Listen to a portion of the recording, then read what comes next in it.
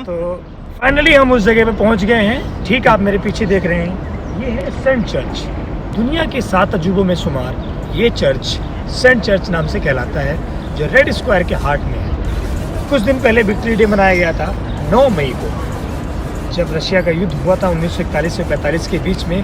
उसकी खुशी के उपलक्ष्य में 9 मई को व्लादिमीर पुतिन इसी जगह पर उन्होंने भाषण दिया था। और ये जगह जो आप देख रहे हैं ठीक वही जगह है जहाँ पर इनका परेड हुआ था, शक्ति प्रदर्शन हुआ था। तो ये वो जगह है रेड स्क्वायर।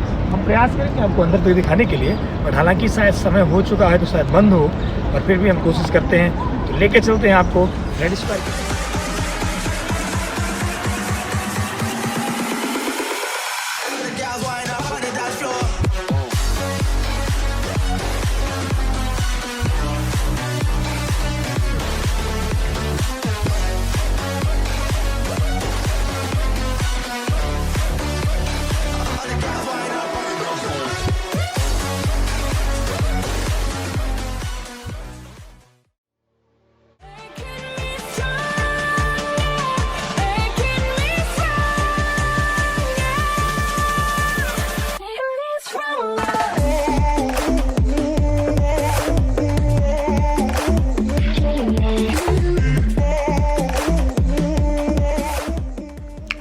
मैं आपको विशेषता बताता हूँ रेड स्क्वायर का। ये एक महत्वपूर्ण बिंदु है। रेड स्क्वायर जो मॉस्को का और रशिया का भी केंद्र बिंदु माना जाता है। यहाँ से लगभग सभी हाईवेज और रोड को कनेक्ट करने वाला ये एरिया, इसके चारों तरफ से जितने भी रोड जाते हैं या हाईवेज जाते हैं वो रेड स्क्वायर को कनेक्ट करते हैं। इसीलिए ये सोवियत से पहले भी और आज भी रशिया का हार्ट केंद्र बिंदु माना जाता है।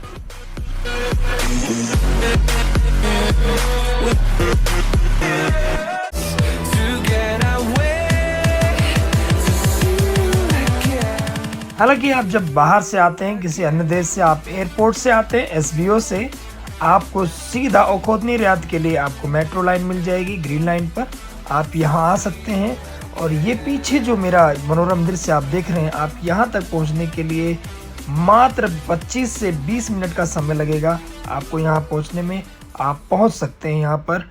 और दूसरी बात आपको बता दूं कि रशिया की आबादी बहुत ही कम है, परंतु जब आप मॉस्को में आते हैं तो आपको एहसास होता है कि कहीं ना कहीं यहाँ पर आबादी दिखती है। इसका मुख्य कारण यही है कि मॉस्को में बहुत सारे पर्यटक रहते हैं।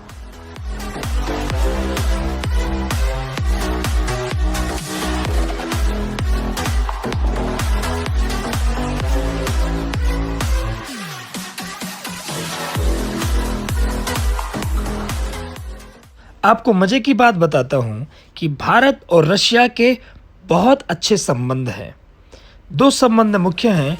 एक, रक्षा के क्षेत्र में रशिया हमारे देश को बहुत सारे हथियार देता है और लड़ाकू विमान भी देता है। साथ के साथ शिक्षा के क्षेत्र में भारत से पढ़ने वाले अत्यधिक जो मेडिकल के स्टूडेंट होते हैं वो रशिया में एमबीबीएस करने के लिए आते हैं। इनमें बहुत सारे यूनिवर्सिटीज़ आपके मॉस्को में ही हैं। कभी समय मिलेगा तो यूनिवर्सिटीज़ के साथ में एक मैं वीडियो बनाऊंगा जिससे आपको अधिक जानकारी मिलेगी।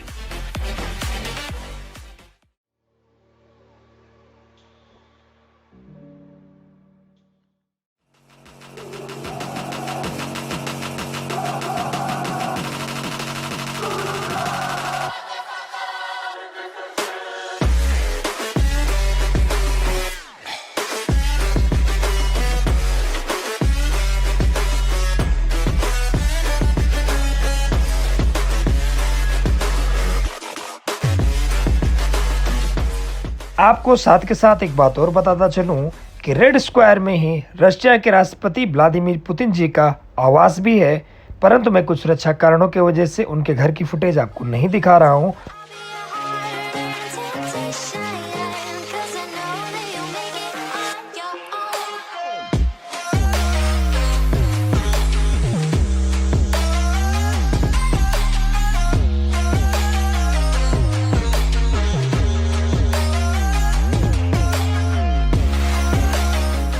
फाइनली हम रेड स्क्वायर घूमकर अभी बाहर आ चुके हैं। अब यहाँ से हम निकलने वाले हैं। और अब आप हमारे बगल में जो ये आप बड़ी बिल्डिंग देख रहे हैं, जो ये साथ में लाल कलर की बिल्डिंग है, ये एक समय में जर्मनी के साथ जब युद्ध हुआ था, तो जब सेंट पीटर्सबर्ग के बाद में ही मॉस्को को यूएसएसआर का केंद्रीय कार्यालय बनाया गया था और यहीं से युद्ध के आगाज होते थे। आप साथ में देख रहे हैं, चाहे मार्क्स हो चाहे लेनिन हो, इन्होंने अपनी विचारधारा को, कम्युनिज्म को पूरे सोवियत में या रशियन फेडरेशन में आप कह सकते हैं, इस तरीके से फैलाया कि एक रशिया इस विश्व शक्ति के रूप में पूरी दुनिया के सामने उभर के सामने आया।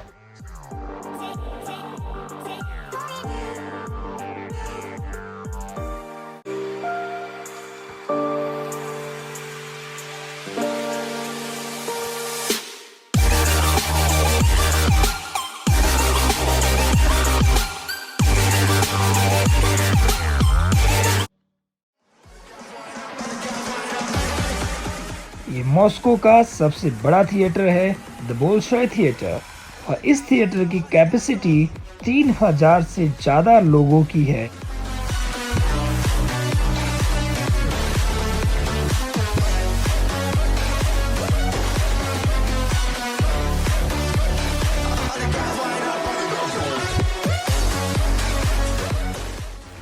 थिएटर जाने से पहले हमारी मुलाकात स्वेतलाना से हुई।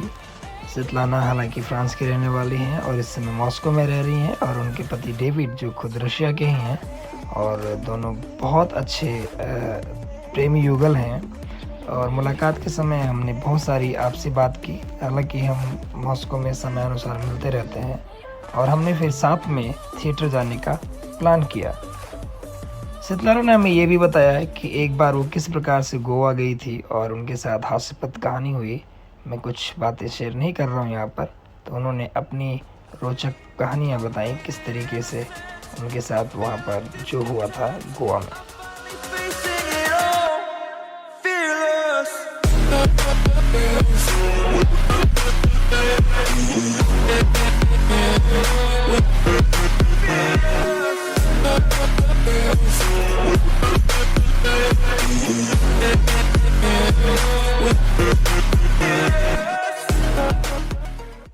हालांकि थिएटर से निकलने के बाद काफ़ी समय हो चुका था। इस समय शाम के 7:30 बज रहे हैं, पर आपको आश्चर्य होगा देखकर कि अभी भी सूर्य भगवान किस तरीके से प्रचंड रूप में है और यहाँ पर उजाला है।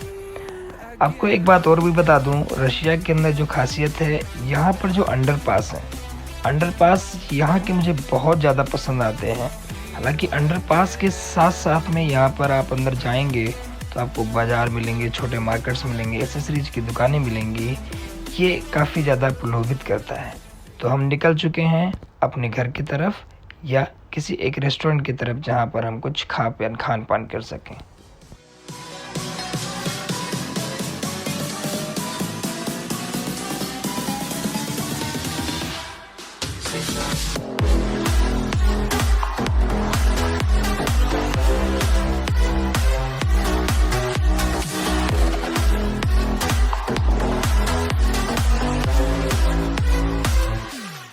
यहाँ का वातावरण और यहाँ की घटनाएं दोनों ही आपके मन को विचलित कर सकती हैं।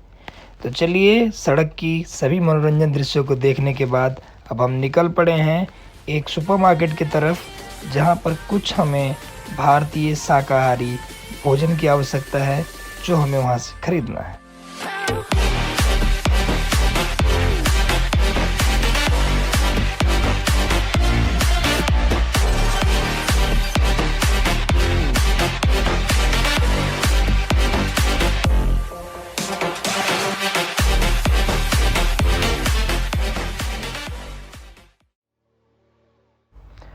तो फाइनली अब हम पहुंच चुके हैं सुपरमार्केट। ये नॉर्मल रेजिडेंशियल एरिया में जहाँ पे आपके अपार्टमेंट होते हैं, वहाँ पर आपको आसानी से मिल जाएंगे। सेंटर में ये मार्ट बहुत कम होता है, इसलिए हमें थोड़ा सा पैदल चल के आगे आना पड़ा। अगर आप वेजिटेरियन हैं और आप विदेश में कहीं रहते हैं, तो आप कोशिश ये कीजिए कि आपके होटल में किचनेट यानी थोड़ा सा किचन में कुकिंग की व्यवस्था हो, जिससे आप शाकाहारी चीज़ें खरीद कर, सब्जियां खासकर, आप उसे पका सकें। तो हमारे यहाँ पास फ़िलहाल ऐसी व्यवस्था है, तो हमने डिसाइड किया कि हम कुछ वेजिटेबल्स ले लें जो खाने में आसानी रहेगी।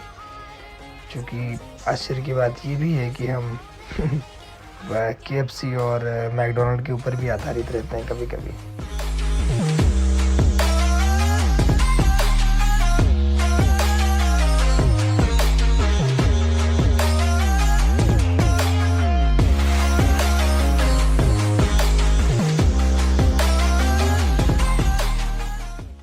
और इस सुपरमार्केट में सामान्यतः आपको चीज़ें किफ़ायती दरों पे मिल जाएंगी और आप आसानी से कम खर्चे पे आप इन्हें खरीद सकते हैं और आप अपने अपार्टमेंट में, आप अपने होटल में ले जाकर आप इसे कुक कर सकते हैं। और अगर आपके पास इंडियन स्पाइसेज है, हालांकि मैंने मॉस्को सेंटर में कुछ ऐसी दुकानें ढूंढी जहां पर हमें इंडियन स्पाइसेज मिले, तो फ़िलहाल हमें मिल नहीं पाई।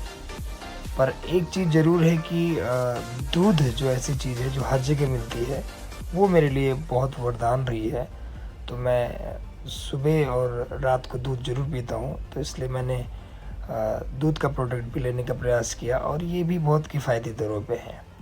आप मान कर चलें सामान्यतः 1 लीटर आपको 60 रूबल अर्थात इंडियन रुपीज़ के बराबर है, तो आपको 60 रुपये मिल जाएगा। डेयरी प्रोडक्ट्स में आपको चीज़ और पनीर जैसा आइटम फ़िलहाल मुझे नहीं दिखा। आप बटर आप ले सकते हैं किफ़ायती दरों पे, प्रीपेड केक भी ले सकते हैं। तो इसलिए हमने इस सुपरमार्केट को चुना, काफ़ी बेहतरीन है।